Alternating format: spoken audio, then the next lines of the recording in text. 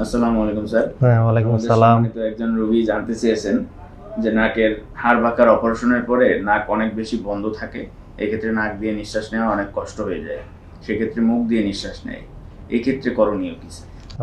ধন্যবাদ ডাক্তার মুবাশির।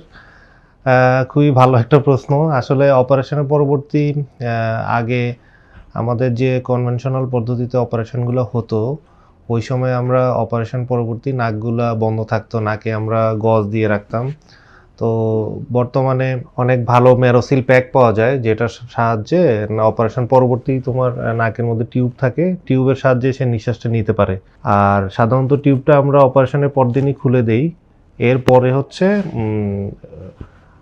কিছু নিয়মকানুন আছে, নিয়মকানুনগুলোকে আমরা পেশেন্টকে বলে দিই যে নেজাল ডোসিং করতে হবে, লিকুইড প্যারাফিন দিয়ে নাকটা ক্লিন রাখতে হবে।